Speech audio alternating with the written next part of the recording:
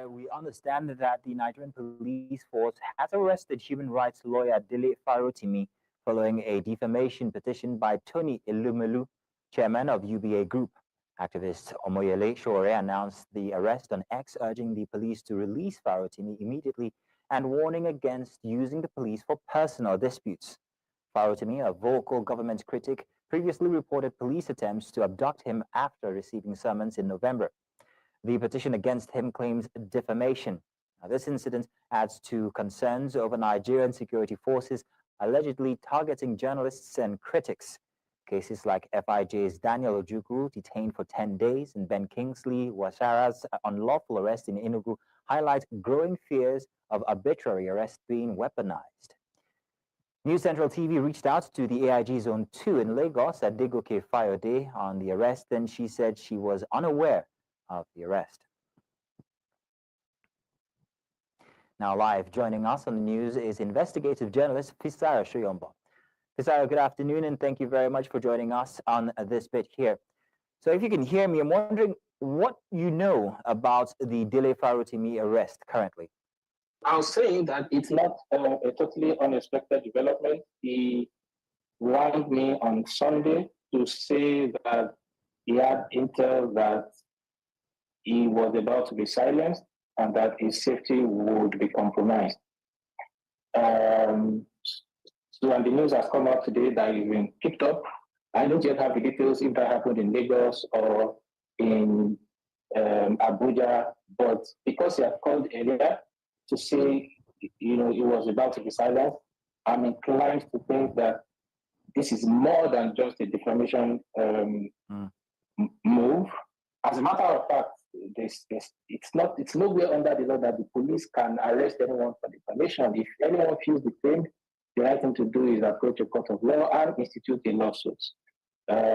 So this keeps in line with what we have come to know of the Bola Tinubu administration: disregard for rights of the people, disregard for press freedom, misuse and abuse of state powers.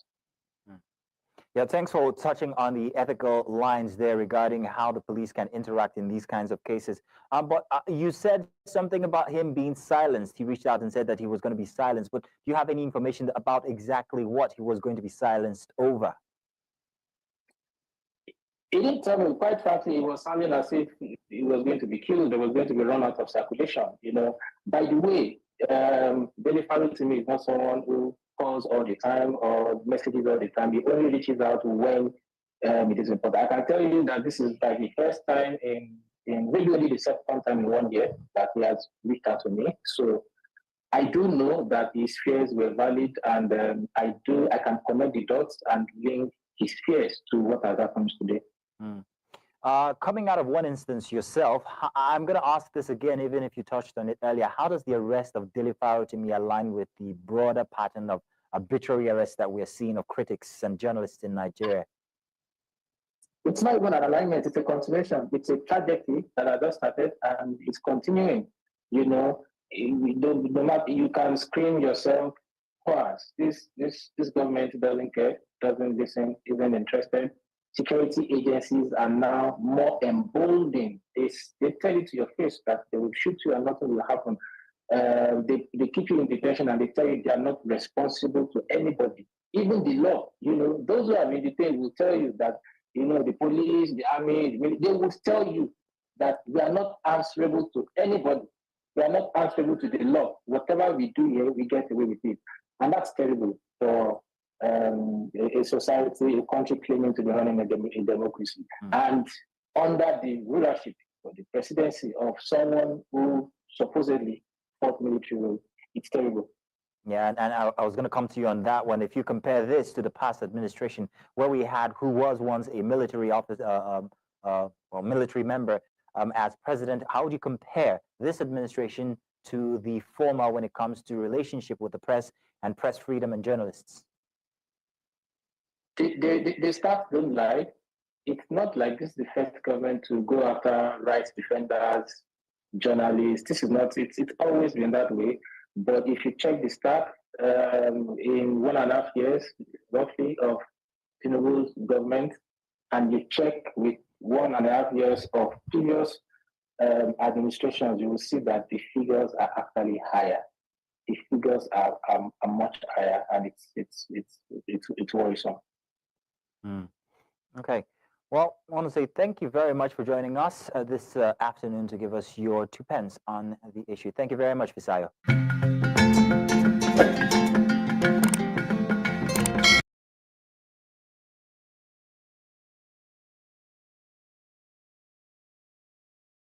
With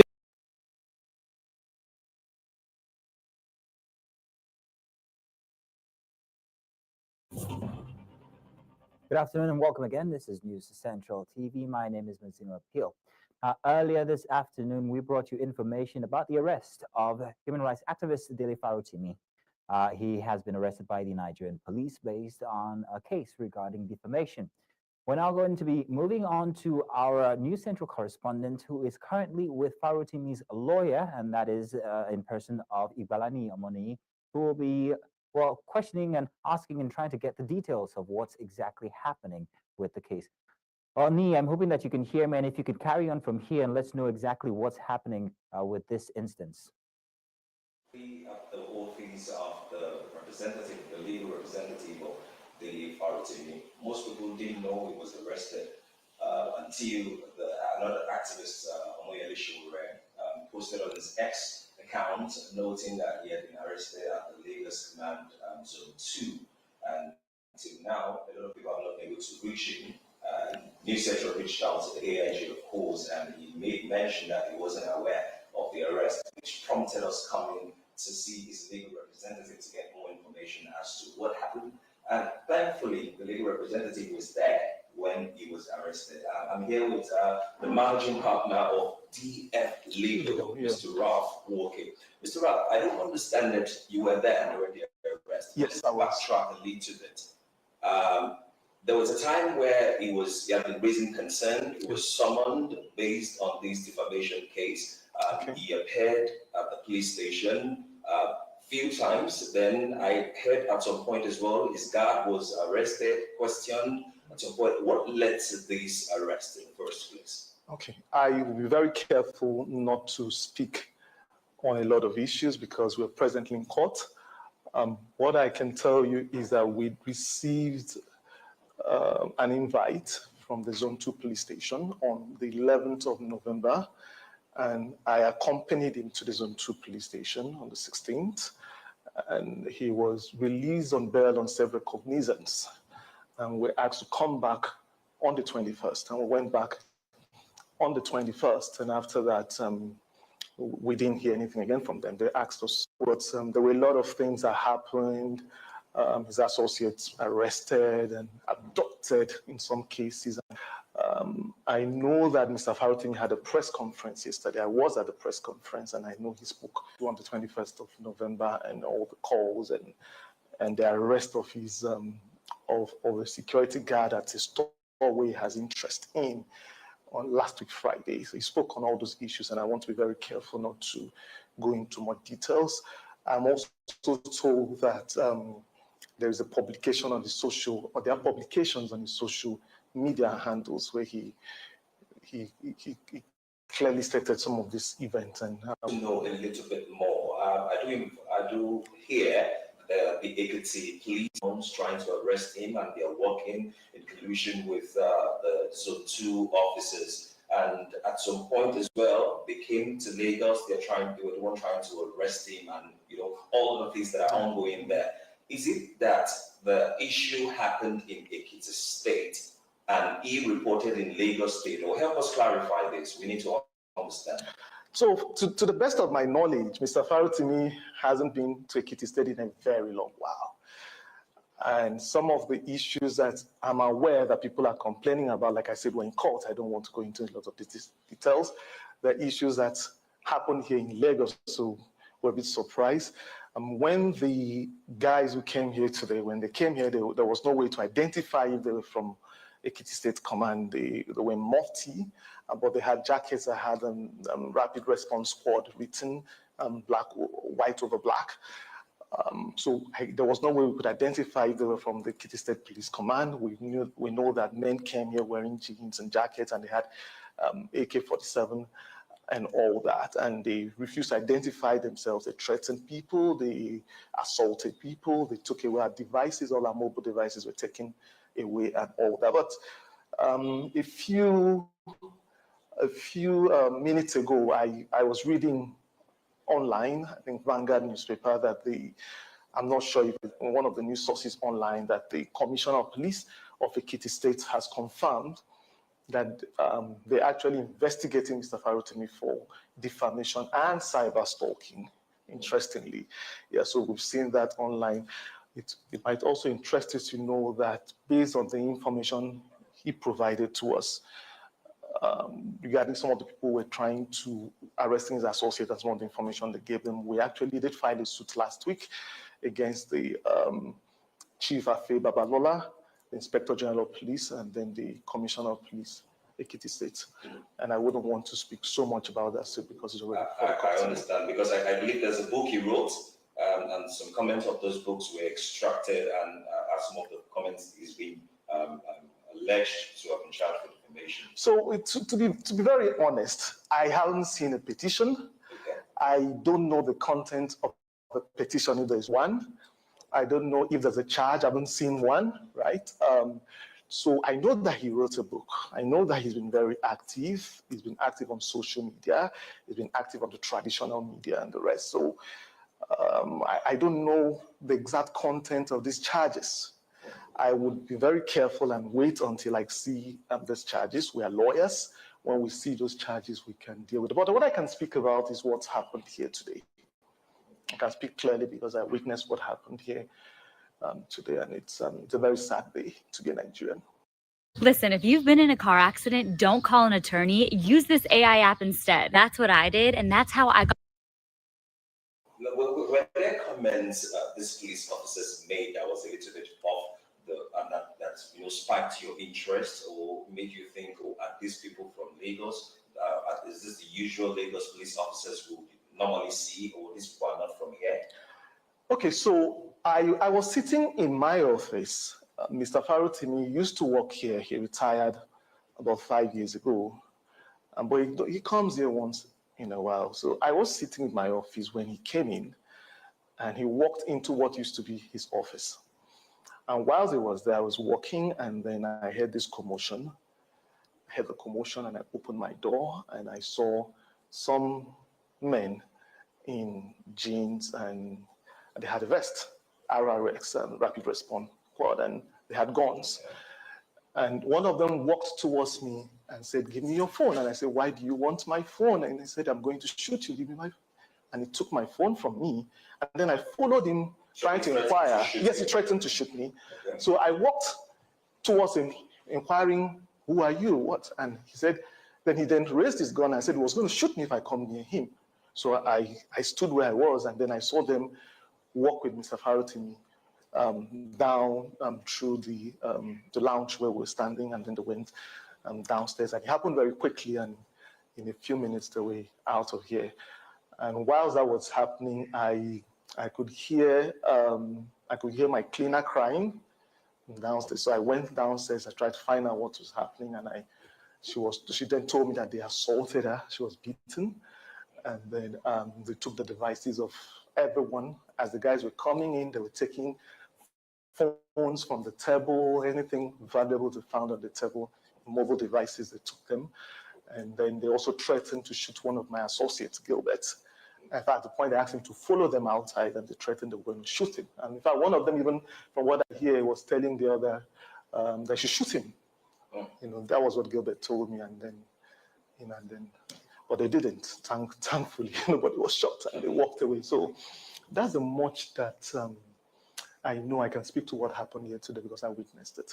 That must have been traumatizing. But let's digress a little to understand. I remember when Shure mentioned this on the group, on the X platform, he noted that the police should not be used as a tool, as a personal vendetta. While somehow the school of thought that, oh, this is some sort of personal vendetta, there's also another school of thought that is thinking, is there a pattern here?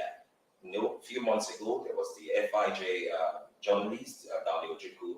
We have recently Fisayo, investigative journalist. And now, knowing Mr. Dele Farotimi, who is a very vocal government critic, is this looking like a pattern?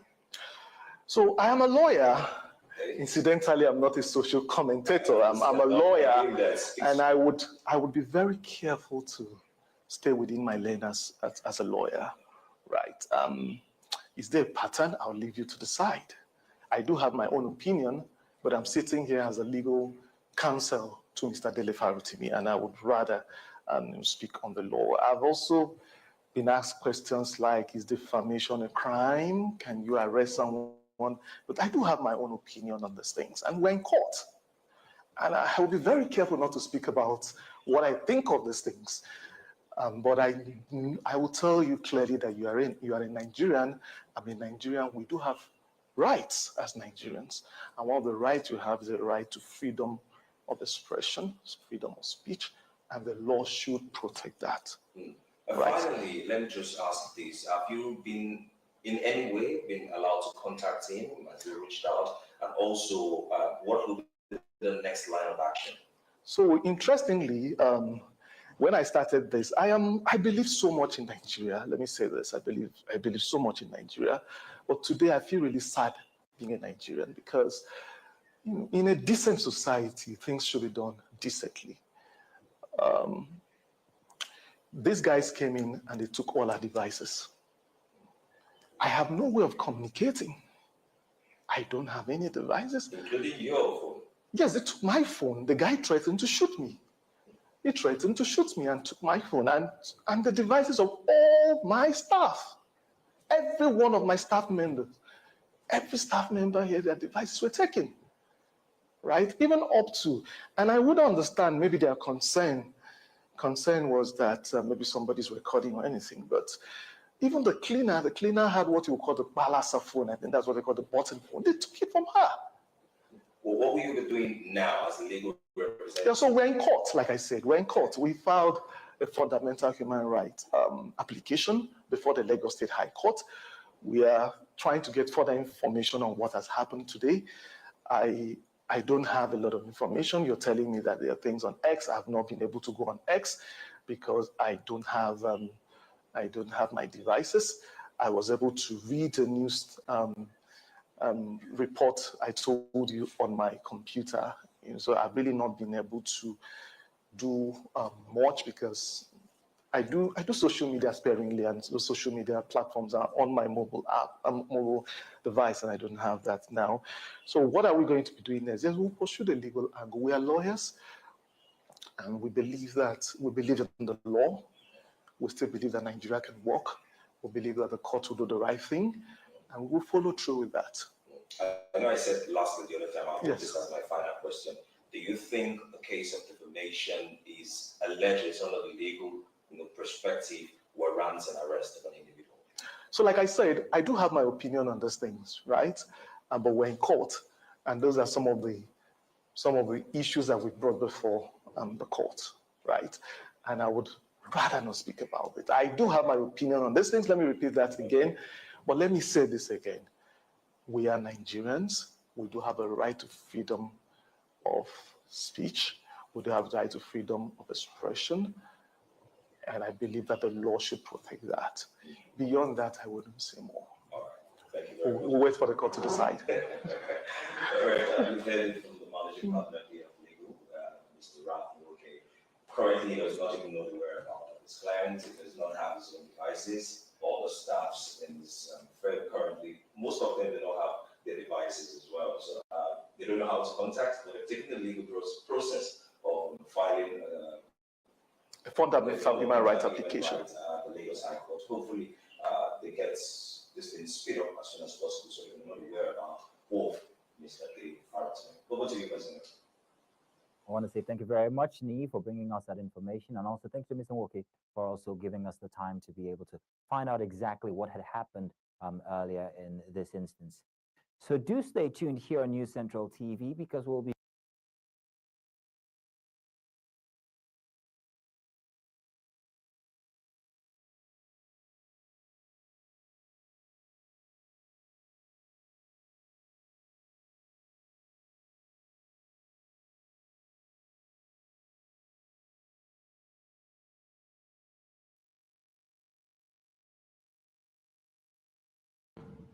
Please tell me now.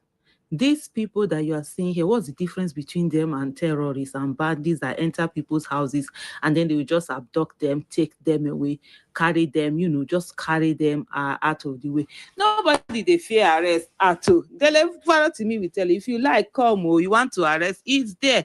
It's not the way where they abduct, whisk, do all sorts of things, all manner of things. This whole thing, you are bringing it to come and arrest a citizen. Go and meet Bello Turuji. Nigeria police. Kai, I just don't even understand what is wrong with these people. Terrorists are there, you not go and look after them, but you sat down, you've turned yourself into weapon of oppressing, tool of oppression to oppress citizens that haven't done anything whatsoever to you. You will not use your machinery to go after terrorists and those bandits and whatever that are even killing your own people. Just yesterday, or is it day before yesterday, police oddly were killed that are assigned to a lawmaker, and that lawmaker was abducted. We will expect that police will carry themselves, and then the police, the Nigeria police force will carry themselves and be angry that somebody has dared them to go after their own men and kill their own men. In other countries, when you touch police, they will stand up and raise it. But here in Nigeria, it is when it is about some what do you call it, big man. I think they have power or whatever. That's what they do. All sorts of things that they want to do. Just imagine. Just imagine the crazy. This is where they want to show their power. You are hitting her. Go and meet terrorists. Bello Turji, every day he used to insult you people, abuse you people. You don't do anything. It is here that you want to come and be carrying a shoulder and carrying whatever. They packed people's phones. See one of them, they're carrying the phone there. Police will come, they will arrest, they will steal, they will pack, they will go. If this is not stealing, even the lawyer's phone was carried away. Imagine all the rugby, everybody there, the staff, they carry their phones away. I was sitting in my office. Mr. Farotimi used to work here. He retired about 5 years ago. But he comes here once in a while. So I was sitting in my office when he came in. What comes to mind immediately with Enclave is really this effortless beauty. There's a multitude of different things. People that came here today, I noticed the one of them. I recognized him because he was here on Friday last week. Then I was telling our security that you should not allow any stranger to be staying around here or to park any vehicle here. And I was telling him that because it's good for a security purpose. And this thing that just happened just a recent, my boss sent me that. Okay, my boss sent me that I should go and buy some sweet for her, and I came back. Then our boss sent me to go and I came back. I meet my boss in the office. He now said that he wants to eat. Let me go and buy food for him. Then I wanted to come down. He came down from the steps. And I just enter from the backyard, and hit me. I said I should not talk anything this and that. He now point a gun on me. I was very scared. He now pushed me that I should tell him direct to our real boss. That is why I just get there. As I just get there, he was slapping me, maltreating me that let my boss bring himself so that if not, they will deal with me here. Then my boss was very scared that he don't want anything to hurt me. He now stand up and say, okay, let them take everything that they need. Then I even collected my phone. That is what happened, because as he first came, they came without any uniform or any gun. They come in personal because you will not even notice something is going to happen.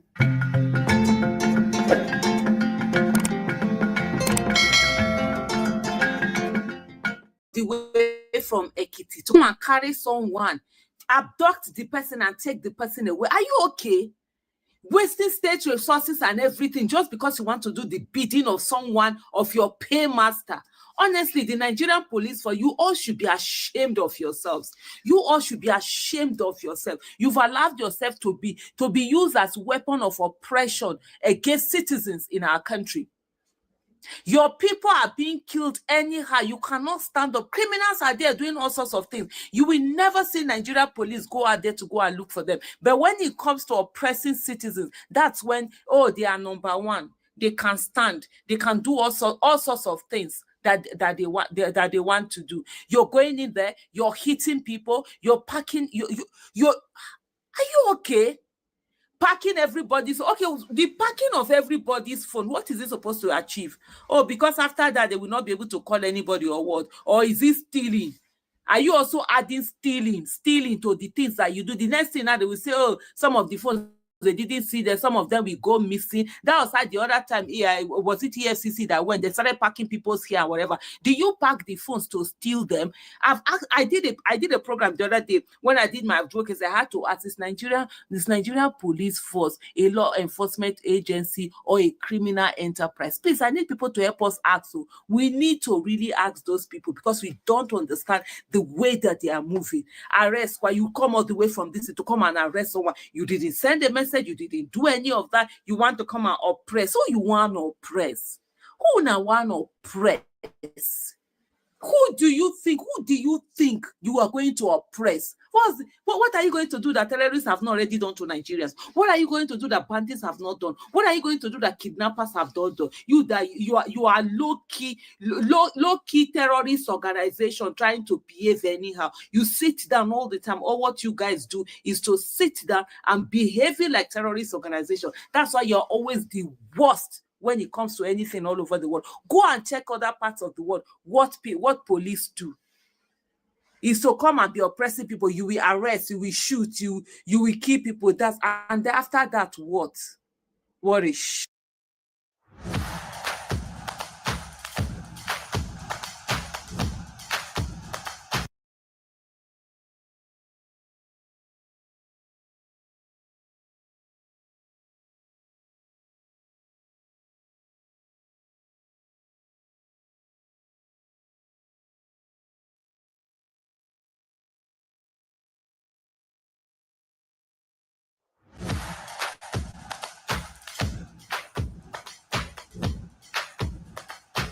The craziest part is this, right?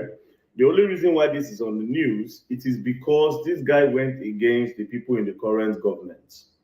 If he had supported them before, EFCC for no catch up, all these things would have still been hidden. Let's just say for the onset, he supports APC 100, because we had different type of news that it was against Asiwaju. Do you understand? It was against Asiwaju. The whole Naira policy during the election was just so that Tinubu would not win. You understand? So the only reason why we are finding out now, it is because they said that he's against Tinubu. That's why he's going through all this. Now imagine the people when we say they know they against Tinubu. Imagine the people where they own camp. Come to think of it, what kind of wickedness is this? Can you live in 753 houses alone by yourself, even though you want to carry it as investment? To say you buy 5 duplexes, you dey rent them. Now life wealth that 753. 753. How much is your salary? That's something that can be put into development of Nigeria. Nigeria for not even move up a little bit. Let's just say use that money now and create housing for the poor. Do you understand? They made the poor people come to remit some kind of small thing they give and just create cheap low-cost housing. Our economy will just grow at least good standard of living, or maybe try to do one road or something. This man come, the value Naira. Nothing pay me rich during that election. You had no reason. Baba come say, they won't change Naira. He didn't stop there. Say all the Naira where they get before the old one will no fee work. Some people were using, they were using 3,000 to withdraw 5,000 Naira. In Nigeria, buying our own currency with our own currency. Then at the end of the day, you still came back to say they can use the old Naira and the new Naira notes. Was that no craziness?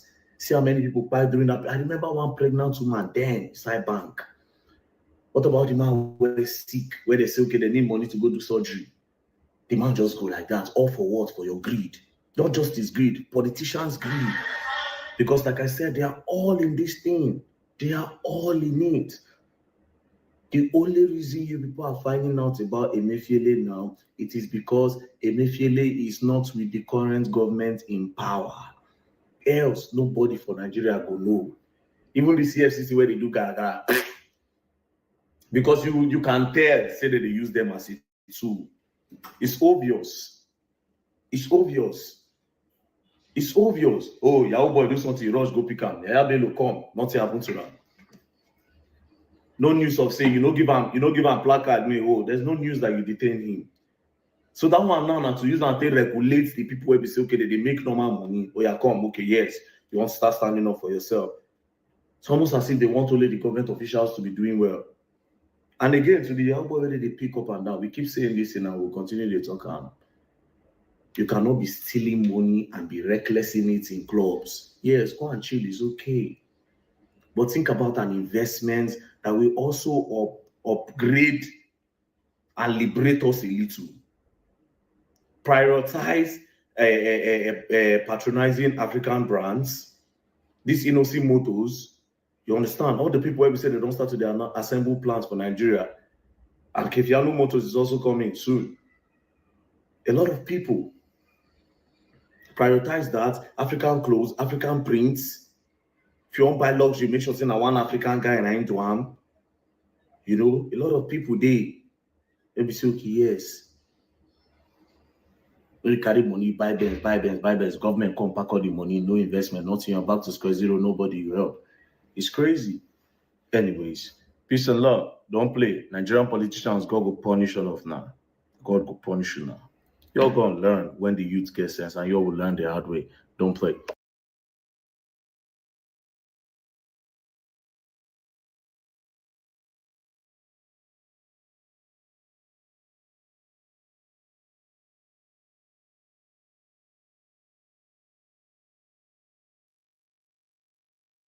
I'm checking 2 free bags on Southwest.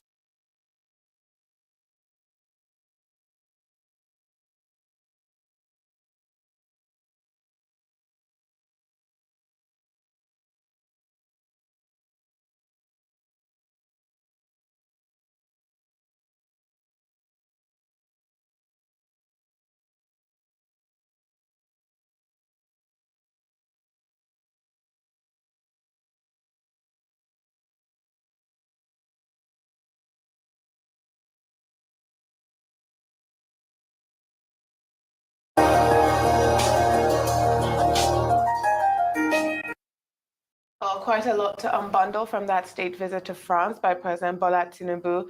For that and a whole lot more, we are now being joined by Professor Usman Yusuf, a former Executive Secretary of the National Health Insurance Scheme.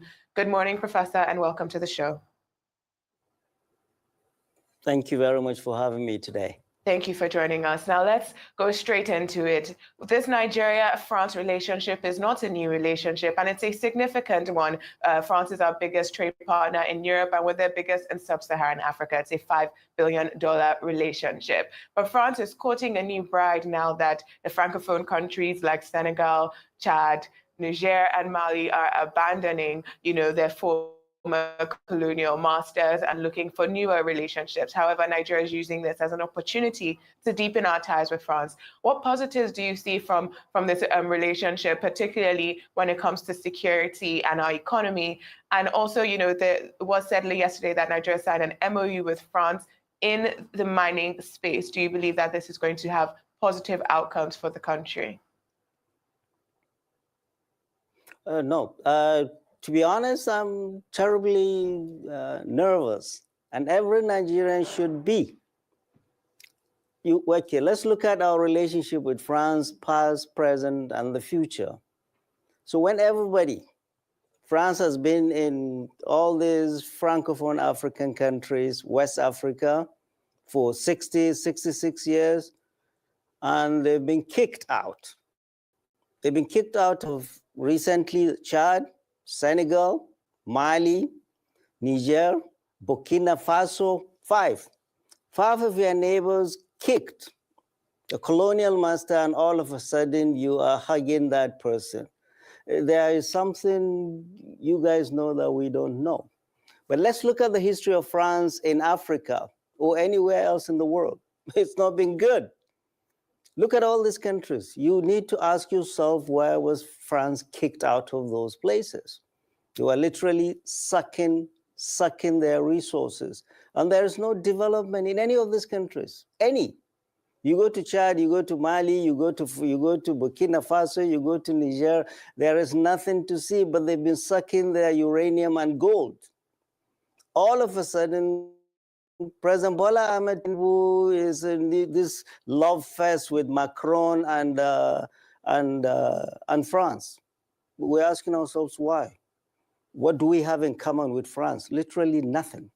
You look at our history with France, France has been one of the major countries that was opposed to a united Nigeria. France opposed the creation of ECOWAS. France opposed the creation and sabotaged the creation of a single ECOWAS currency, the ECO.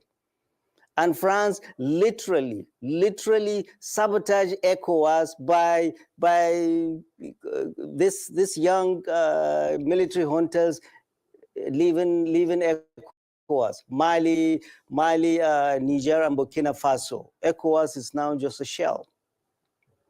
Wherever France is not good. Mr. President, you are not talking to Nigerians. You remember after the coup in Niger? Nigeria, the president had just started, he had not even assembled his team. Or he said, we're going to attack France, we're going to attack Niger. And I'm sure prodded by France. We in the North resisted vehemently. We are not going to allow Nigeria to invade Niger because the fight was going to be a proxy war. America, the United States of America had one of the biggest drone bases in Agadas, in Niger. Yeah, this was, they're going to fight Islamists and all that. No, insecurity has been much worse where you have foreign bases by these foreign countries. The reason France is cozying to Nigeria and President Bola Ahmed Tinubu is allowing them to, and we will resist, is because they are looking for a place to situate their military base after being kicked out.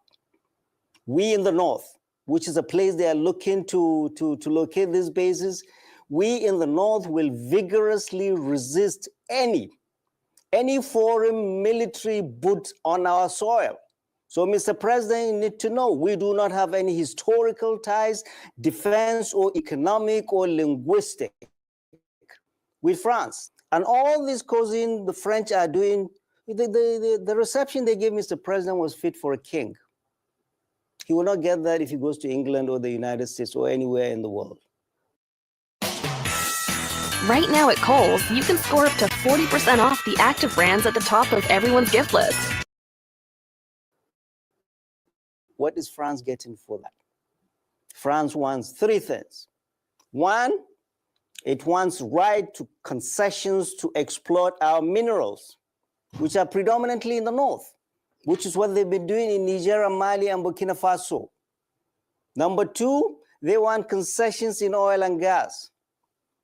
Oh, that's why they said, I heard the spokesman of the president saying, Total is going to invest 750 million in gas. And I ask myself, is this true or is this fiction? Because this same Total, 16 months ago in July, exited Nigeria and sold all its stake at 860 million to a Mauritius-based company and left. Their reasons were sabotage, theft, oil spillage, and high cost of lawsuits. So what has changed in 16 months that they're coming back again? After selling 860 million and left town, they're coming to invest 750 million, we were told. It's not going to happen. So they're looking for three things. They are looking to come and exploit our mineral resources predominantly in the North. They are looking to explore oil and gas, which they ran away from, and they are coming. And number three, most importantly, most worrying, and everybody in Nigeria, I beg you to lend me your ears. We will resist vehemently any attempt by President Bola Ahmed Tinubu's government to allow any foreign military base on our soil, particularly in the North, because it's going to be a harbinger of trouble. All these lacura things you're hearing, it is French that started all of this things. They started all of this. Wherever France was in West Africa, there's no peace. Why would President Bola Ahmed Tinubu bring them back without consulting anybody? So, military base, France or America or any country will be resisted vigorously by all of us because this is a country we love and we're not going to allow recolonization of this Nigeria like they've done in the other countries. In Hausa, there is a saying, in kaga gemu dan uwanka ya kama wuta, ka sa naka ruwa. If you see the beard of your neighbor catches fire, put water, dampen water on yours. Well, France has put fire all over the Sahel. And we are inviting them into our household? No, we are not going to do that. Business, do that. And it has to go through due process. And I'm calling on our sleepy, do-nothing 10th Assembly to wake up to its responsibility. They are the ones we elected. They are the ones who should checkmate President Bola Ahmed Tinubu in all the opaque things he's been doing. He disappears into France for working holiday, and nobody knows what he's going to do there. Like he's being called for consultation. This is a democracy, not a military rule. And we need to know what our government and our president is taking us into. But foreign military base is a no-no. And exploiting our mineral resources behind our back is not going to happen. It's going to be transparent. There's going to be open bid, and all of us stakeholders involved in this. Thank you very much. Okay, so Professor Usman, thank you so much for your submissions this morning. Well, let's even lean further into the geopolitical implications of this relationship, considering the current rivalry between Western powers and China for influence in the global South. How does Nigeria's embrace of France fit into this dynamic? Could this partnership position Nigeria as a critical player in balancing global power, or is there a risk in alienating other potential allies such as China or Russia?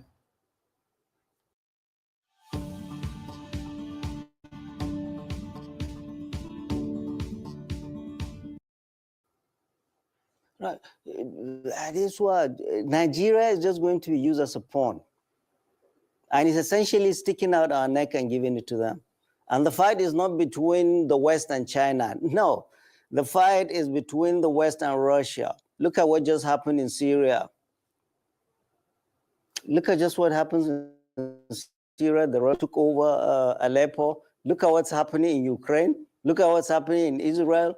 It's going to be proxy war between NATO and Russia, because all these French West African countries, they are inviting Russia after kicking America, after kicking China. So it's going to be a proxy war, and we are not going to be part of it. We are going to resist it, especially all of us in the North that are going to bear the full brunt of any recklessness of bringing any foreign food on our soil. We're not going to accept it. So China is not, it's not about China. It's about United States, NATO, and Russia. So, Mr. President, President Bola Ahmed Tinubu, you are elected by us. You must speak to us. You're not going to commit us to any foreign military presence in the Federal Republic of Nigeria. And whatever investments you do must be vetted by our sleepy 10th Assembly. They must wake up. But I call on all Nigerians, particularly our elders, our governors, our National Assembly, our traditional rulers and clerics, to look, danger is coming. Our Mr. President Bola Ahmed Tinubu's romance with France is no good news for Nigeria. Thank you. All right, Prof. Thanks for your submission so far. Some people might see it as a bit alarming, others might think that it is largely speculative. But then I'd like to remind you of what Adesua started with, the relationship that Nigeria had with France, particularly after the Civil War, given the fact that, you know, it was the side of Biafra that France was. But of course, the relationship developed in a way, you know, in a positive way after that. So my question to you is that how will you want President Bola Ahmed Tinubu to embrace France, which, as you know, you were reminded earlier, is our biggest trade partner in the EU, as we are their biggest trade partner, in Africa. Don't forget, sir, that Emmanuel Macron was in Nigeria in 2018, received by former President Buhari in Abuja and received by former Governor Akinwumi Ambode in Lagos. Beautiful relationship on display.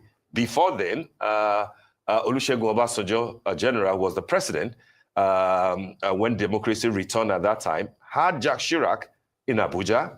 He went to France too, the same way that Bola Tinubu has gone to France, was also very warmly received, and business relationship developed. Why do you think that it will be a different case with Asiwaju Bola Ahmed Tinubu as the president, given the fact that not just trade, but core component of the relationship that is being built is the security angle? You made reference to LACRA and the dangers that they portend. If there will be ways in which we can work with France to stem that tide, wouldn't you encourage it? Right, and that's the scary part, Steve. If France could help any country with security, why didn't he help Mali? Why didn't he help Niger? Why didn't he help Burkina Faso? Why didn't he help Chad? It's been there forever. Their troops have been there forever. You think it didn't help them with all their bases? It's going to help you? Steve, let's wake up. Only Nigeria can help itself by liberating itself from these colonial forces that are doing nothing but stirring trouble in the Sahel. Doing nothing but stirring trouble in the Sahel. So for anybody to think France is coming to help us with security is deluding himself. The biggest problem we will have is this. And this is what President Bola Ahmed Tinubu, his misfiring of how to handle the situation after the coup in Niger is the one increasing more insecurity coming to Nigeria. Because Niger and Chad and Cameroon, they've been doing a lot of heavy lifting on our behalf, fighting Boko Haram and bandits and ISWAP. Now, you're not going to talk to them, you're fighting them, they lift their feet off the brakes, and these guys roll in. France is not going to help you with that.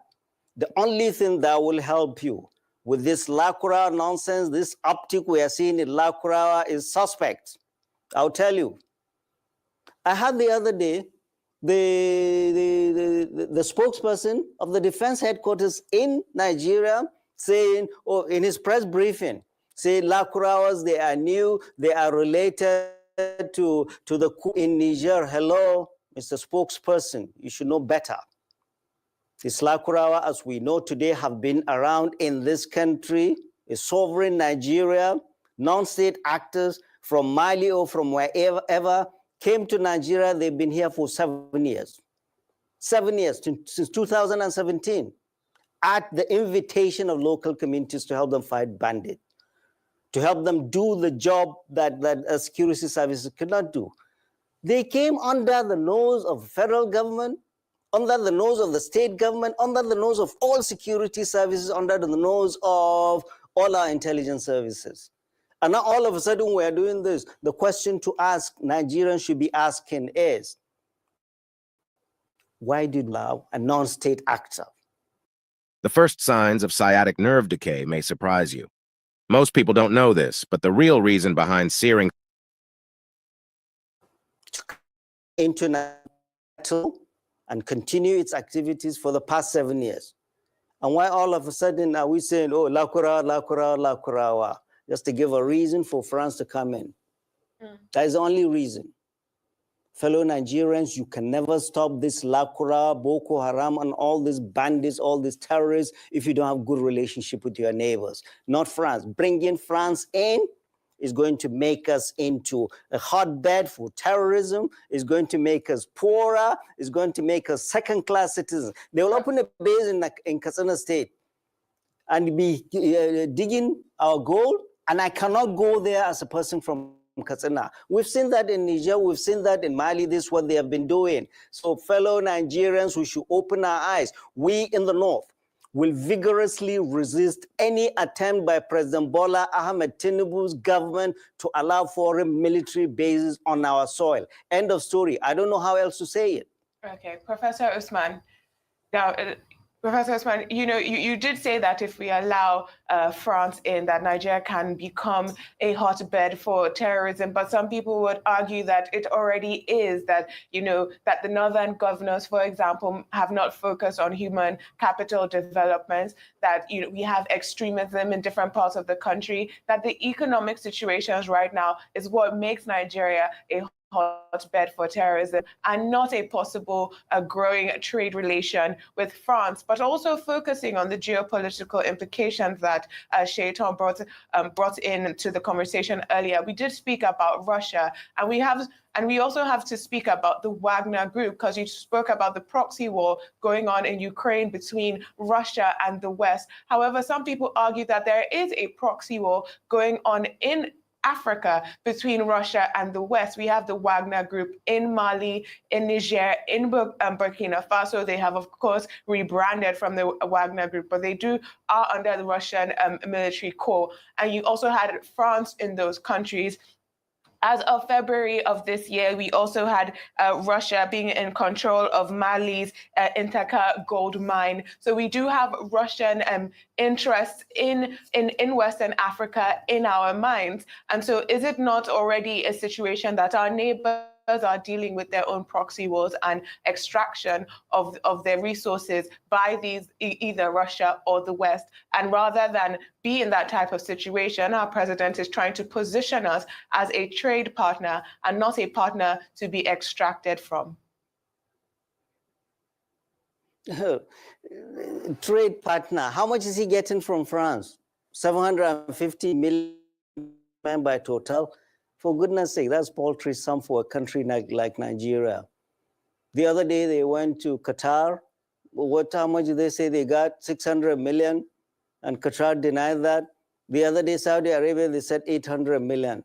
All of these investments, less than $1 billion for a country like Nigeria. This is paltry.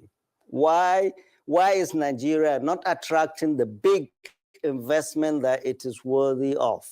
A Nigeria that has a very large population, a Nigeria that is very rich, a Nigeria that has a very educated population. Why are we not attracting big investment? So to tell me you went to France and got 750 million, that's an insult. Or Saudi Arabia, 800 million, or Qatar, 600 million. The president himself, President Bola Ahmed Tinubu, demarketed Nigeria twice in Doha. Remember when they went, he said there is corruption. And he warned the Qatari delegates, if anybody asks you for a bribe, come and tell me. Hello, Mr. President, thank you for demarketing your country. And at G20, you heard what he was saying. There is insecurity, there is hunger, there is this, there is this. You are the chief marketing officer of your country, and you are demarketing the country. I will tell you, real countries that want to invest, they invest in DR Congo and all troubled spots. They factor in all this crisis, and they even get insurance for all of this to come into place and pillage the country and leave. So real investment, we want to see real investment that translate into bettering the lives of our people. We haven't seen that so far. All the loans they've been getting, the World Bank loans, the Chinese loan, where are we seeing that? It's not impacted on the people. It's not helped the Naira. It's not brought inflation down. But they're getting loans all over the place. Just a few days ago, they got a loan of 2.2 billion. They got approval from the House, from the Senate, from the National Assembly. It took only 48 hours for the do-nothing National Assembly to give him approval, go and get loans. For what? For what? He is proposing a bill of 47.9 billion. And the collection agencies that make money, they said they have collected 51 trillion so far. So far. So why are you getting all this money? To do what? He gets all these loans, and the National Assembly does not ask him what are these loans for, and we do not see the benefit. So we must question, especially in a situation where we're worried there's a state capture. by the president and his business associates that we do not. You see them signing MOUs in France. On whose behalf? On whose behalf? Definitely not on my behalf, not on my grandmother's behalf. They are not in government. Nobody knows about these guys. You see them signing on behalf of Nigeria. State capture. You have your business associates running this country. Nobody can tell me how much FIRS has collected, or how much customs, or how much this, or how much this. Nobody knows what comes in, what goes out. And the reason is because our National Assembly is complicit, is there in bed with this bad governance. This cannot continue. We must all wake up. Investment from France is not going to solve our problem. Get investment wherever you're going to get investment. But we are very nervous with this love fest between our president and France and his prime minister. It's a harbinger of bad things to come because of France's history around us. And we cannot trust France or any country without security. Doing that will be foolhardy. And you said, yes, there is insecurity in the north. It's going to get much worse with France around. They want to go and fight, let them go and do their own fighting. We will solve our problems here. Professor Yusuf, let me... Thank you. Thank you very much for that. Let me just move the conversation in a different direction. You've made reference to the 10th National Assembly, and we know about these tax reforms that have passed the second reading. But then we're continuing to see this northern resistance to the reform bills that were proposed by President Bola Tinubu, and it's continued to spark a significant opposition, particularly from northern Nigeria, where we see these economic challenges and a largely informal economy dominate. While some argue that Nigeria needs these reforms to reduce its fiscal deficits, others worry that they could stifle economic activity and growth. Do you have any concerns about this resistance? And how can the government balance this urgent need for revenue generation, which is a problem that we have, with fostering an environment that supports a business expansion and job creation on the back of these tax reforms?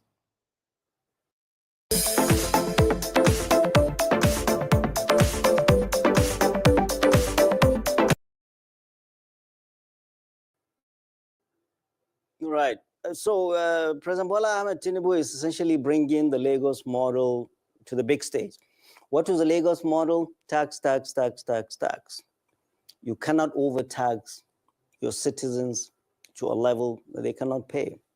You've removed subsidy, you've made them poorer. You floated the naira, you've devalued the currency. People are poorer. Why are you taxing them? What you need to do is to broaden the tax base instead of overtaxing citizens. Number one. Number two, people will say, oh, those that are against this tax bill, they haven't even read the tax bill. Hello. It is not the responsibility of citizens to go and read. It is the responsibility of the executive, the government, that is going to bring any policy to people to come and sensitize and explain to them and get their approval. You cannot just pay hired consultants. They go into their room, bring out an encyclopedia of this is how we want to do the tax, and throw it to the National Assembly and rush it.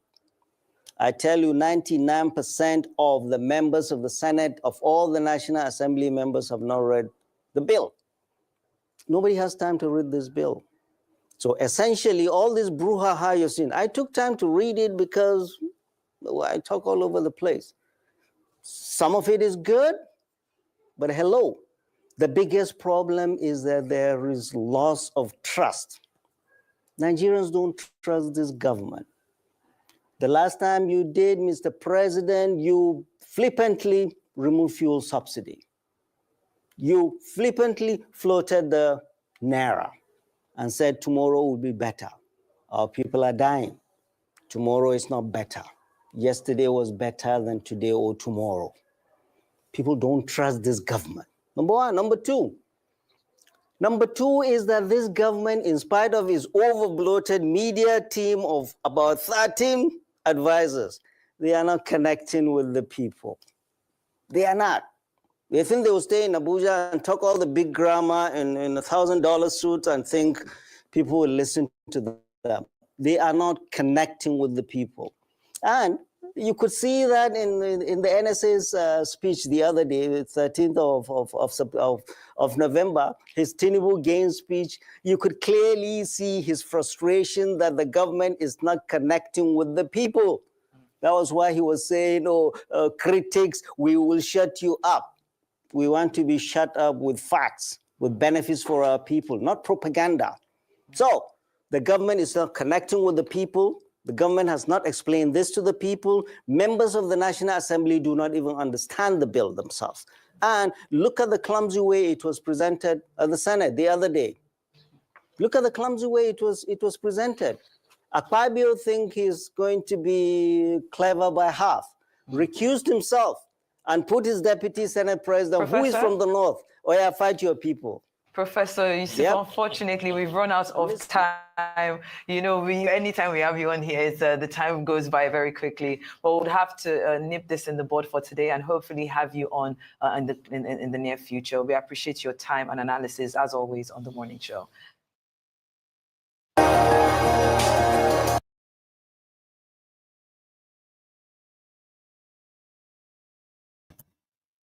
Greetings, comrades, sisters, brothers.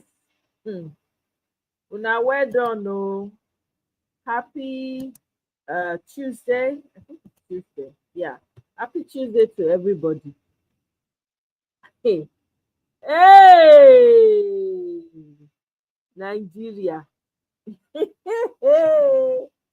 Oh, Coco Bioko. Nigeria, he don't go, he don't waka. If he as if he dey look morose. If he, Nigeria, otilor, forget. See who your president go dey padi for France. They shine it, wear that coat when be like this thing. Oh God. Oh, who do us? Oh my goodness. He says Nigerian children, African child, he give them sandwich and egg. Hey God, woman that women. Headache immediately. I say, what is this? What is this, for crying out loud? They know they write down for paper, give this one, make it cram or something. Hey God. We don't know what he don't give France. Now they don't sell everybody. But I'm very pleased with this man, no. I'm not going to lie. If you want to, I beg, carry go. Okay, Jesus. Yay! See, imagine you go person house, deliver to house, you go a house, you harass in workers. They use weapon, they threaten them. You don't even wear uniform, colored. Nigeria na crime scene. There's no difference between them and the terrorism, and the terrorists and the bandits. What's the difference? What's the difference? They just came and adopted the man from his house, from Lagos to Ekiti. See the distance, so I don't know what it will take for Nigerians. You see that after Babalola University, everybody's supposed to enroll from the school, not just show up again. But no, Nigerians now, you know, cuckoo concern me until you show up to their front door.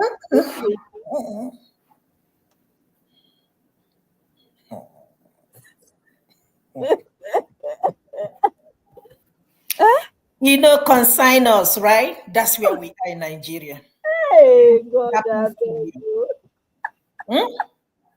The two types of citizens we have in Nigeria is the oppressed and the oppressors. That is it. If somebody like Delefaro to me can be arrested or kidnapped, what about me and you, ordinary citizen? Then you threaten the person, I will buy you and nothing will happen. And guess what? They are right. They will buy you and nothing will happen. The reason why they're doing this, of course, what do you expect when you have a president who doesn't respect the rule of law? When you don't have judiciary, what do you expect? So once you have money, once you have power, You can intimidate anybody you want to. You invited this man and he went willingly. He's supposed to see you people tomorrow. Why all of a sudden, bam? So nobody can talk in Nigeria. I like to listen to Usman. I never get tired of his interview. Even if he speaks for 10 hours, I will listen to him because he has always have something interesting to say. But my question, I don't even know where he was during Buhari's time. I don't know if I heard about him that much. But regardless of that, he did not lie. What did he say that is not true? He said it all. He said it all. Yeah? Do you know what they signed? Did they invite you? What happened to the House of Rep and what happened to the whatever, the Senate? What happened to them? Nobody can speak. We don't have opposition in Nigeria. Nobody can talk. All of a sudden, boom, 2-point-something billion has been approved. I don't know if you listen to Abari. I think you have talked about it here. Abari Bay's interview. Yes, we've talked about it here. The Yash was, they didn't even talk about it. Boom, approved. Everything, boom, approved. And you can say that we are living a fake life. Who is living a fake life? We or you? That man gets audacity, Sha. Who is living a fake life? Because I'm not living no fake life. In a country, the good life. You say Nigerians like the good life. Meanwhile, naive be the first. People can barely feed. You went and bought a private jet, and you went there to tell you talking about. Davido made a statement. All the Nigerians jump on him.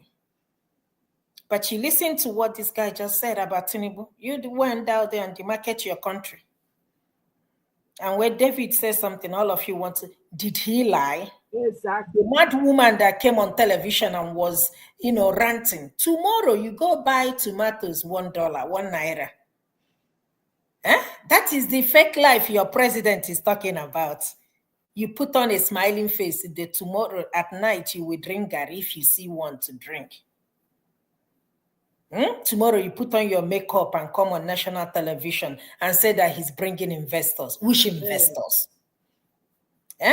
Just like Usman said, 750 million. What is 750 million in a country of 200 and something million? Thank you. What kind of investment? Is that one factory? One factory that can employ like 10 people. Who are we even deceiving? You went there and told them that we don't have security. No, we don't have security.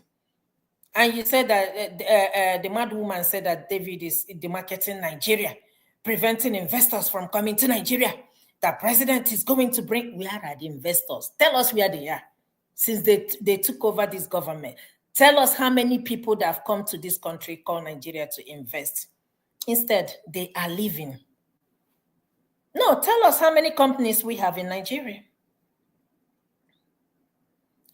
And everybody kept quiet. I listened to you when I was at work, when you were talking about Nigerians, they're supposed to be on the street protesting. Concern them. And that's what Dele has been saying. Concern them. What did he say? I know I've listened to him here and there talk about this, whatever, what his name is called, about the book. He said, if I lie, tell me where I lie. Exactly. If I lie in this book, just tell me where I lied. Everything in this book is the truth. That is integrity. I don't order my own for Amazon. I bet when I go order Daily Parrot to me. That is integrity. Instead of you to go, you're a lawyer yourself. Instead of you to go to court, you use people to come and whisk him from Lagos to Ekiti. All because of power. And Nigerians kept quiet. You people are talking on social media. That's why I call you people social media noise makers. Well, after everybody will go home. Let me make noise. Now the power when I get it is the ones when they grant. If they don't know me, now my part I they do. Yeah. My sister, you are doing your part. My own part I they do. People are doing making noise. Tell me one investor, is it not the same people on top are the people that he took to go to France? The same people that he took to go to I'm telling you. The same people, where are the investors? You see in his gyms. Down. I'm glad that this man stood his ground and sent a message to them. They dare not come to the north. Exactly. He sent a message. They dare not come to the north. And trust me, they will not. It will be resisted. No, they will not. I love that. They will not even try it. Trust me. They will not try that. Other countries bring and come south too. They not bring and come south. Get out. Now you are the new bride to the France. That everybody has pursued from their home. Ask them to leave. Which country recently drive them? Sudan, I not forget which country. All There's the a recent country that just stopped doing business with them. Even this young president from Senegal. That one you want to be doing friendship with. The young man. He wants you. Yeah. And just like Usman said, all these countries, just tell me any of these countries that is developed, none of them. But you have their basis, your base. None of them. Because they have terrible relationships. They are wretched. Wicked ass people. You know, they are wretched. And people are not speaking up. Nigerians kept quiet. Everybody wants to japa. You think that's the solution? If I tell somebody, say, come down to Nigeria, and come on, see, me.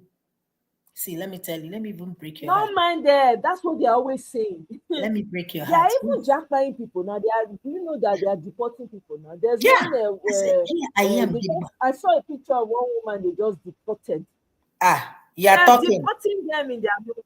We are talking. Did you hear what Canadian immigration minister said?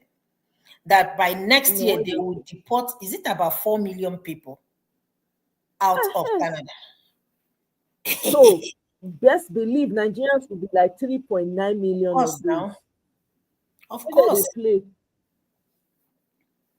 Everybody kept quiet. This is the guy that been shouting on top of his voice. Every Sunday morning I wake up, that's the first thing I listen if he's still live. If not, I'll play back and listen to his 1-hour program. Look at him, look at Chinde Odinkalo. These two people, look at Showore. I haven't heard Chidi talk about it. I cannot wait to hear him, to listen to what he's going to say. He's probably gathering all his evidence. The man, they're very, very detailed. Yeah. People standing up for their citizens. We don't have no judiciary. Or more if you have money, boom. Your money is picket for you. Highest bidder now. How are you going to grab somebody's phone? Why are you going to take my property? And when I ask for it, you threaten me. You will buy me. Why? Lawyer. The man said he has never felt bad being Nigeria, but today, that's right. Listening to that cleaner, that janitor talking. Not even the lawyer, the person they used to work together. Yeah. The law firm guy. Yeah, this somebody okay. He couldn't even talk. What kind of country is this? Well, they cannot call this country a zoo country. You people jumped on him. Just tell me everything he has said that has not happened in that country called Nigeria. You're still pardoning repentant terrorists. Is it Bauchi or one of the states? Welcome them, repentant terrorists. This rain will go fall for this country called Nigeria. Everybody go help you.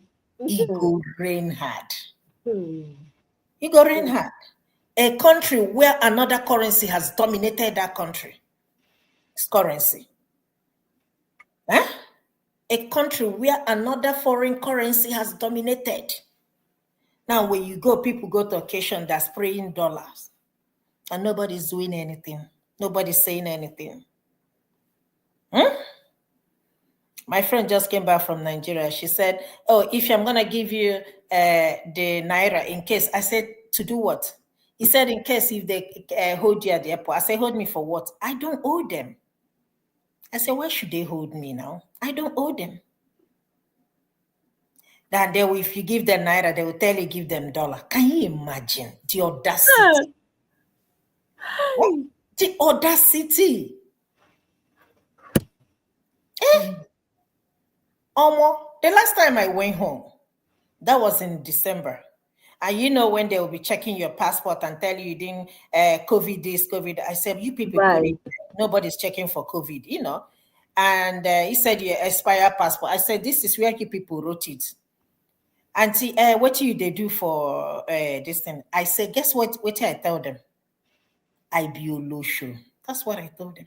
And now, so now. I told them that's you get chewing-gum from mouth. You their eyes just opened. Loud. Because I wasn't laughing. I'm not there to laugh with them. Just give me my passport. Now they go. But you come back here. I told you when my sister took me to the airport, that was the first time she came here.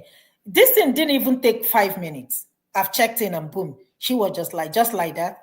I said, you think say this country they play? Nigeria, they will wait and reweigh and wait and reweigh and see if somebody will call you by the side and tip them. I said, they know they play. I sat with her until it was time for me to board. Then I crossed the gate. She went home. She was shocked. I said, yes, welcome to America. Nobody got time for that. We don't pay for trolley. Trolley is out there free. We don't pay for it. Everything is free. Now you want to collect tax. So they said if you send money, they will be collecting 10% tax. Me, I no go send money. Once that starts, I will not send money. A lot of people will stop sending money. Because if you send $1,000, that means you collected, you're going to collect 10% of my money. That is my tithe, right? Of course. It's not possible now. And when you come to think of it, Omo, it's not that they're collecting the tax. What are you doing with the money? That's the point. That's the point, right? What are you doing with the money? We pay taxes here. We pay taxes here. And you can see what they're doing with the money. Exactly. No, that tax is to siphon, is to have a singular place where they can go and siphon all the money that hardworking Nigerians are paying. That's all. I don't believe in this tax, so to be honest. Are we gonna pay if you collect all these taxes? Are they gonna file income tax at the end of the year? Oh yeah. So why should I pay tax? I will not. I will stop sending money. If I see somebody going home, I trust, I give them. If I don't, sorry, it is what it is. If you give somebody naira, I will give them dollar here. That's how we'll be doing it. Since we don't want to get sense, we will never get sense. Let us continue to live like animals in that country. Every time you hear dollar, dollar, dollar. Have you ever heard naira, naira, naira for this country? Not the only dollar you hear for this country. Do you hear about other people's currency? Which other country did it? Why is it that dollar has dominated the country? Dollar is 1,700 naira. I'm like, what is your business with dollar? Might ask yourself. What is your business with dollar? What is your business? Before, if you see dollar in Nigeria, hey, somebody want to touch it. Now they are just giving it. They say you are short of dollar, but people are spreading 100 in bundles. Where are they getting it from? Who is dealing with who? Who is lying to who? People bringing bundles of money, mint, clean money, only in Nigeria. And you tell me that, that's where I fight with my sister. You say, that's how we do. I say, you and who do it? Does he make it right? Exactly. Yeah? Don't say, it's been like that since. I said, does he make it right? That it's been like that since 2030. Does he make it right? You know, Nigerians, once we start to do something, as so we go to do it. It's crazy, Sha. It's so sad. Flowing money. And people are suffering. I'm not telling you who to help and who not to help. But isn't that madness? Isn't that like what animals do? What do you expect in a country? We are the president. Not me talk about. It's an animal thing. Now jungle is there. Are they talking survival of the fittest? Nigerian animal kingdom. In the jungle. Excuse me. I say one of my friends, they call me, say, oh my, when you say your channel, you're always talking about negative things about Nigeria. You never What say is the anything positive things to talk about? You okay? Tell us. Okay, bring her up. Let her talk about something positive. What is the positive? So thank you. Now I can't say they wait. Give me 5 positive things. You don't even need 5. Why are you wasting Now your time? you know it's not that bad. You know you're just. I said, tell me the positive thing, and I will gladly celebrate it. Do you think I don't want to celebrate Nigeria? I want to. I'm desperate to see some good news to celebrate because everything has been bad. So give me 5. I'm waiting. You know, see 5. Give me. You don't even say one. That's what I'm saying. Now, say when you were growing up, how much was petrol? How much did you buy? How much was your parents buying petrol? When you when you were going to school, you used to trek to school. Did anybody abduct you on the way? When you used to go to the farm, did anybody abduct you or your parents or anybody? Was there insecurity around you and in front of you? Did you see bodies lying on the ground? Answer me now. I will never forget when they increased fuel from 11 naira to 13 naira, and my father was mad. I will never forget it because then it was newspaper. Now there is no social media. Where are we heading to in this country? Hey, Daddy, rest in peace. Today, 1,000 something. I wonder what you will say. In fact, let me break your heart. One of our neighbors has a filling station. He inherited this from his father, and doing well. So yesterday I was talking to my sister, and because my sister and that man's son, they are really close, and she told me, "Can you believe that Ama has now rented his filling station?" I said, "What do you mean?" He said he cannot buy the fuel. He cannot, so he rented it out.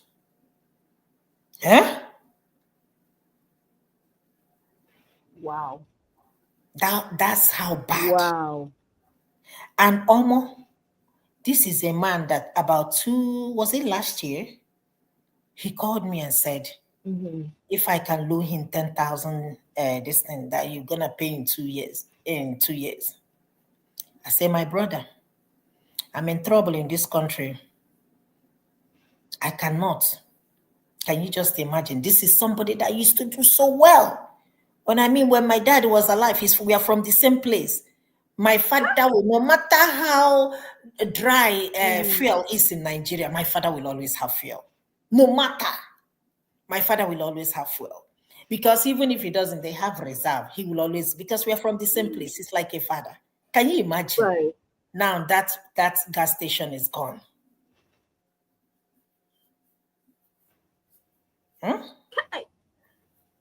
Businesses shutting down. The only people feeding well are feeding very well. People selling food stuff. Because you must eat. You must buy yam. You must buy rice. You must buy beans. You must cook soup. They are the ones, no matter how bad it is, man must work. But the problem now is how rich the food is, or how rich the food will be. And nobody's saying anything. And everybody chill. Even if they say fuel at 2,000 naira, we'll adjust. We are used to suffering. Concern us. Maybe the thing where this guy is saying for some. Concern us. Concern us. Concern us. That's what Nigerians do. It's not my problem. It's not affecting me. It's not affecting. It's not a big deal, right? That's what they will talk. So that now the attitude now they carry. Now the attitude that they carry do everything now. Everywhere you go, it's the same attitude. You would expect that somebody as vocal as Dele Parotimi, that Ekiti state alone, everywhere for a sea of people. Only that one for make police steer. Say, okay, maybe we leave this guy. Which police? Which police? Which police are you talking about? Do you have police? Well, it's your make I talk now. In a country where somebody will, you see, you had a guy threatening me, I will buy you and nothing will happen. If you make one more noise now, boom. Look at the young guy that was killed, I think, in Delta State. This guy, Gwamishu, talked about. I think the boy was buried either today or yesterday. Was killed by police. Unalive by police people. Oh, yeah, unalive. Bye. And nothing. It's a case, they couldn't find the people. Can you just imagine the police officers? Where did they go? Are you telling me that whoever that arrested Dele can arrest Usman? Do you think they have the liver to do that? No, they can't. They dare not. They can't. There are people that are untouchable. I'm telling you, if they even try it, now you will, there are people. That's when they are spoken like that. All the people go gather, you see of people. How the police want to pass? If it's somebody else, like they will come and carry you. But somebody like Usman, you think say they fear no, they catch them. They don't get.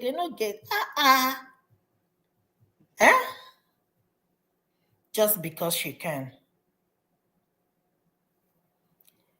You see, I always tell people, just understand that no matter how much you acquire wealth on earth, Ifeanyi, I was talking to one of my friends when I was coming back from work. I said, let Ifeanyi Ba's death be a lesson to these people. I said, nobody's going to talk about Ifeanyi, but even if his children go to Senate and say, my father is Ifeanyi, nobody will listen to you. You are just relevant when you are alive. Once you are gone, forget it. Your chapter is closed. He's from my place. You have to see his mansion. He got wealth. Let it be a lesson. Still, people don't want to learn. You're acquiring all this wealth. What did you guys do with 2-point-something billion that you borrowed? Who is going to pay all this money? On whose behalf? Normally, when you want to borrow, you bring it to the Senate floor, House of Rep, and they will debate. There is nothing like debate. They only sit down there and share money. Everybody collect your share, collect your share. The people that collected money, whatever they allotted to each of the senators to go and use it to develop their constituent, how many of them they paid for what boreholes? How many billions? Let's say 1 million. This borehole not be the one why I dig for my place. How much did it cost? They pad and pad and pad and pad. What are you gonna do with all this money? Where is Abacha today? Come on now. See, what's they call it? Look at him. Emefiele, 753 houses. You can only sleep in one bedroom. Omo, that's your bed. You just 753. Just one. Either you lay one side, you turn and let one bedroom, one toilet, one car, one piece of clothing, one at a time. What are you doing with all this money? Everybody, they just steal and steal. They are never tired. If this group will leave, another group will come back. What are you doing with all this money? My goodness. 753 is madness. There's no other way to define it. There's something loose. There's a screw loose inside somebody's head. To own 753 houses. Nigerian people are wicked, though. You want to apparently build it, rent it out. Excuse me. What are you doing with all this money? You're loot and loot and loot and loot and loot. God forbid. God forbid. Wow. Do you know, sometimes I just ask myself, if Nigeria is working, trust me, we don't even care if you want to steal 10 billion. No, nobody will even bother. Nobody will even pay attention. That's how rich Nigeria is. Nobody will even notice. Trust me. Just do the damn job. Nobody will notice. Nobody will bother you guys. Give them basic amenities. Somebody say if they expose to you what goes on in this power sector, you will scream. If they expose what is going on there, you will scream. I'm so happy that this thing called debt, ego reach everybody. I'm telling you. And poor. People, they have never learned. Once you lay down, your chapter is closed. Nobody will talk about you again. In fact, if somebody talk about you, I beg, close that. That one don't go.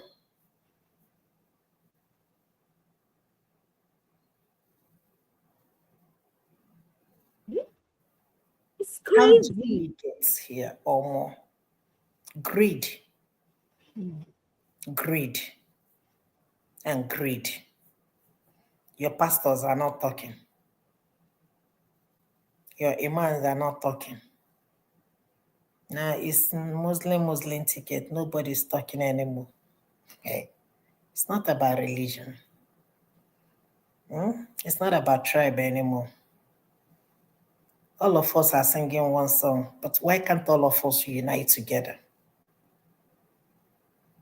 We continue to be oppressed and oppressed and oppressed.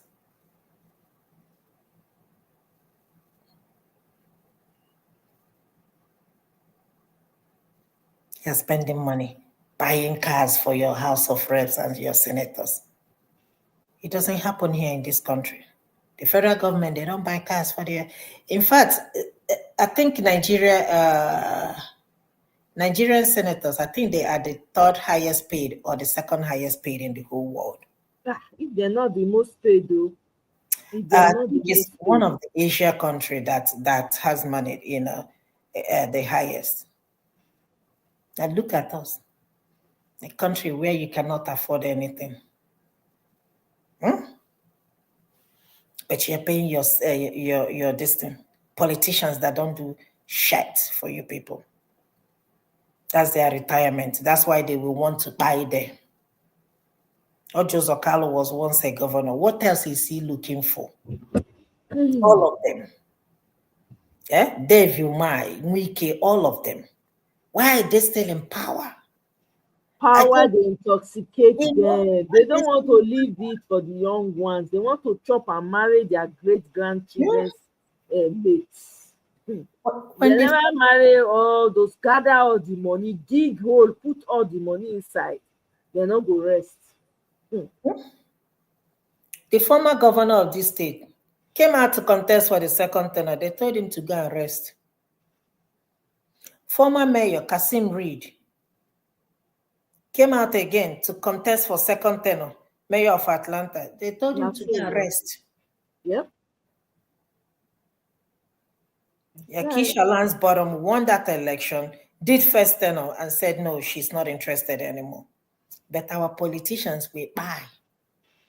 They will buy deal. Do we know what? In fact, not only will they buy, they will hand it to their children. You know, you know, see what Tifunubu they do. T-Pain, point picking. She's grooming him now. He's going to, I say, now he get Lagos. Make every other person step down. But let me tell you something. If they ever allow that to happen, you know, they're still talking on that. They are not talking so loud. Do you understand? So the people that are interested, except one, I think the speaker of their Lagos State district is the only one that has come out and declared his interest. Okay, and spoke out. If these people ever allow that to happen, when you talk, people will tell you it is over. He has money. What? Tell me what Sheyi Tinubu. Tell me his job. Tell me what he has done since, other than the son of Tinubu.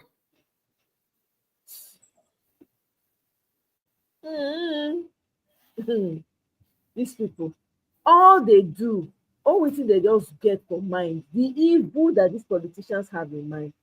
The saddest part is that the National Assembly, the House of Reps, the judiciary, the police, all is inside one man's pocket. All they inside one man's pocket. Look at how they are using police to harass people. Afe Babalola, old man, that's supposed to be exactly. using police to make all the way the audacity of it. The audacity. You come from another state to come and arrest. When What it's not even a arrest? criminal It's offense. kidnap. It's not arrest. Kidnap. You kidnapped somebody. You come all the way from another state to come and kidnap somebody. The audacity. This is how failed Nigerian system is. And nobody's saying anything. And nobody's saying anything. Everybody's people when cheering. you go gather, since they don't wear uniform, now go gather, rush them for there. Oh God, it's a Nobody's painful saying thing. anything. No, I don't go lie.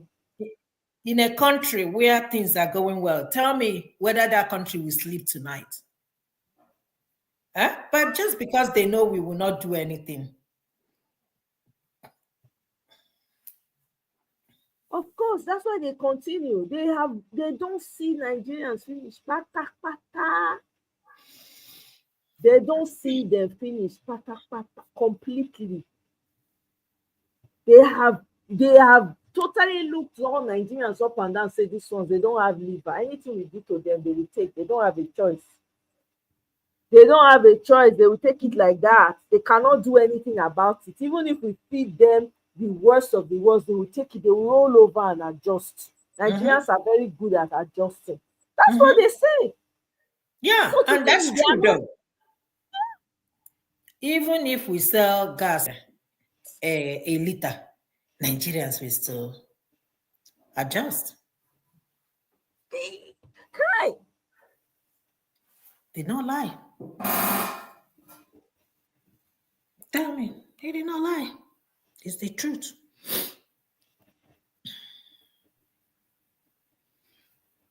It's crazy. Man. God, Nigeria. I don't know. It's sad though. I don't lie. What's happening is so depressing. It's not even funny. People think say nobody is living good life in Nigeria. Rich or poor, nobody.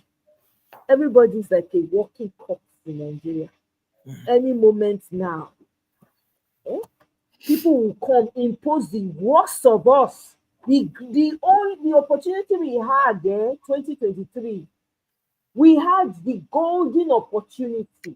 Hey God, look it's at not the our mess fault. that we're. It's not our fault. I know it's painful. It's not our fault. It's not that the citizens did not do what they're supposed to do. It's just that the people holding Nigeria hostage, they know. They know. They refuse to let go. They refuse to let go. How can a country develop where you don't have competition? Nigeria, is it a capitalist country? I wouldn't even call it a capitalist nation. It's not capitalist, though. It's a totalitarian. It's a dictatorship. That's what we are under. And they just kill every sort of creativity, they kill indigenous businesses. Have you noticed? They don't allow it to grow. Yeah. Unless you are too big and they can't really silence you, and even that they still try.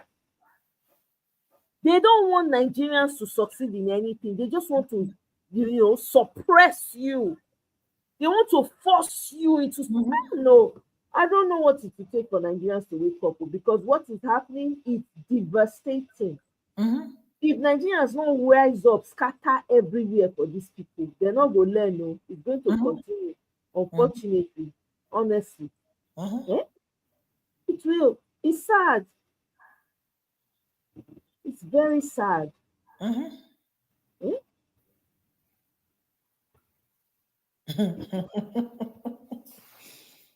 I cried, literally. I literally cried. I'm like, oh my God.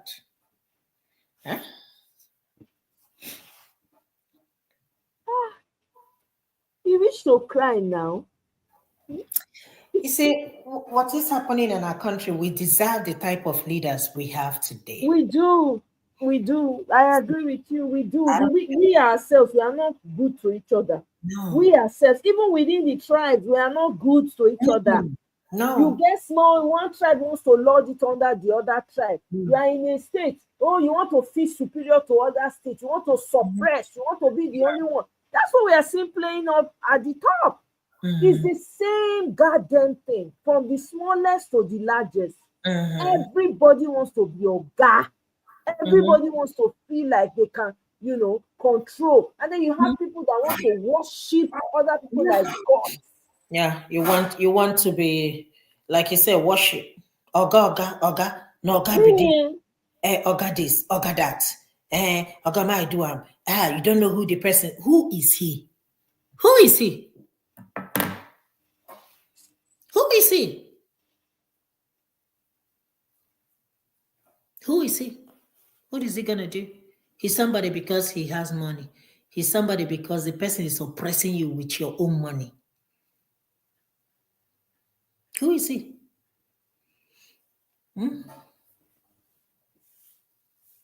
All of a sudden, everybody went silent. Nobody's talking. Instead, you'll be hearing because if it's not because of prayer, dollar would have been 17,000. Okay, if it's not because of prayer, so Nigeria, the suffering we are suffering now, which other suffering is better than that one? You'd have been praying for how many years? I have no idea. It's crazy. When you hear some of these people say these things, you begin to wonder, what prayer, which God are you praying to? Because I don't understand. Which God are you people praying to? Which God? Yeah. It doesn't make any sense to me at all. Which God? Every time prayer. The prayer has not, oh, by the way, I heard that Sylvester Romani's mother has passed. Yes. You guys remember Sylvester Romani? Chai. If I tell you for free, na heartbreak, now you go just make that woman. Na heartbreak. The way they treat that in some case, when just on her life for Lagos like that. Na heartbreak. No, that is very sad. It's so see, the Nigeria not feel good. I'm sorry. Until many things are Nigeria not feel good. The injustice too much. It's hard to see a Nigerian that has not experienced injustice one way or the other. The injustice to each other, the injustice from the federal level, from the state level to the local government level, all. Everybody wants to do, they want to ride on everybody else. This is why slavery was successful. If you wondered why it was so successful, this is why. We were having tribal wars before these people came. Tribal war, why? Which tribe superior pass? Now it carry us with where we dey, so we still not learn. On top of that one, life no mean anything to them. A human life don't mean nothing to these people. They just do anyhow they want, breaking into people's homes, doing as they please. You are driving on the road, police go stop you. You not give them money, you go carry you go ATM. Is that not highway armed robbery? What's the difference between you and armed robber?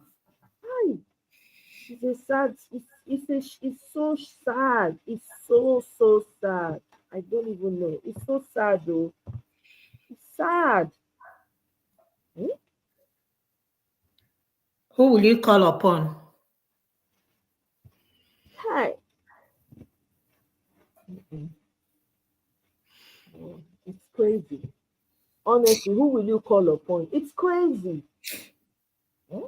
It's crazy. We can't continue like this for crying out loud. We can't.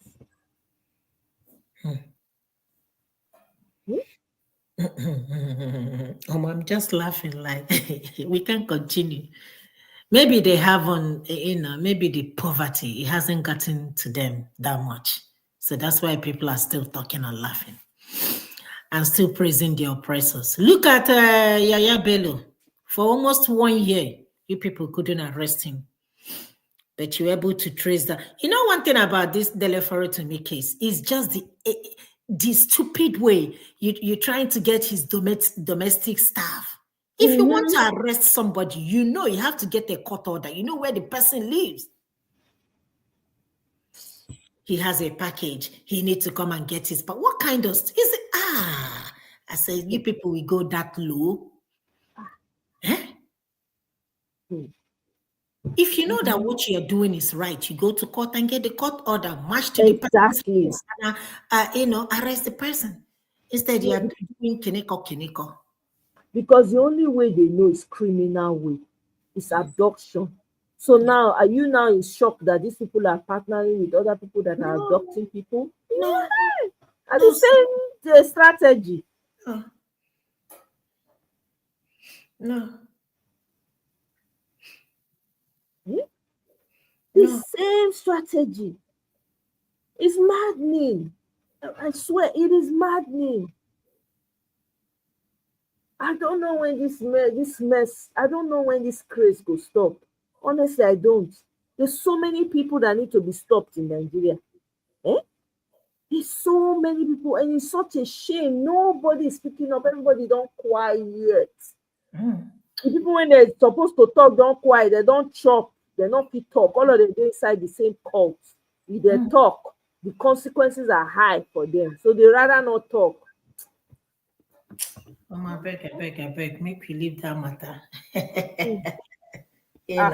If they want to fix this country, they know what to do. It's just that they don't. Because if they do, it will not favor them. If they do, it will do. But they're not smart, Omo. Trust me, they're not smart, and I'll tell you why. They're not smart, and the reason being that if these people are smart, I will still fix the country and I will still steal from them. If things are working, me and you will not be here. We'll be talking about it. Or do you think that there is no corruption in this country? Absolutely. There is corruption. There is corruption everywhere. There is corruption everywhere. But at least the country is still working. You don't have to know somebody to get a job, except in a very rare cases, you might, but it does not mean that every job. Do you know this sister? I don't talk English. I know everything I want to add again. Yeah, we don't want to learn. Very dark man say, you're going to learn. You say, have you not learned? You're still going to learn in a hard way. Don't play.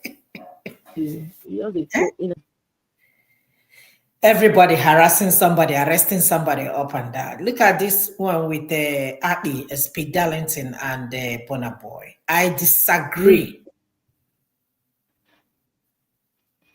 I disagree. Go to court.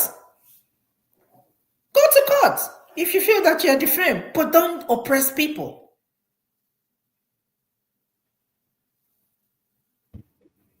So after arresting him, so keeping him there, what's going to happen? You think he's going to come out again and not talk? He will still talk. But if he had ignored, if I were Bonner Boy, I would just ignore this idiot. I won't say, I would just ignore him. Now you're giving him all the attention he needed. And people are talking about him.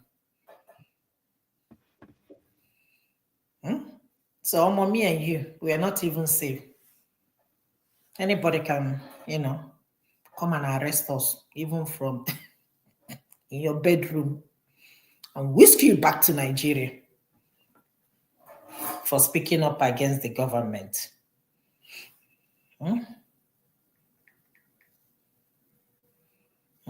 We cannot talk. Can you guys, anybody hear me? No, I didn't hear you. Now they hear me, so. Now they hear you.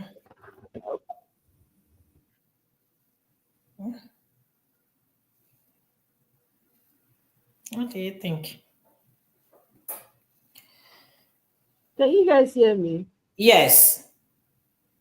Yes,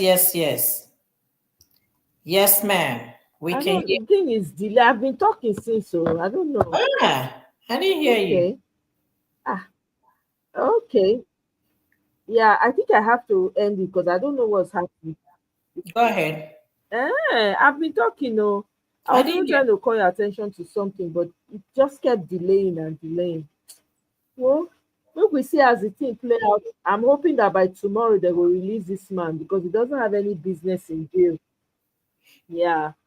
All right. Thank you very much, Ife. I appreciate you a lot. Thank you so much for being on the panel with me. Good night. Good night, my sister. Continua. We move. We move. Yes. Kene, good night. Good night, everybody. We move. We move. Good night, everyone. Thank you very much, guys. See you on the next one. We'll see how it plays out tomorrow. Yeah. All right, guys. Bye. Okay, yeah.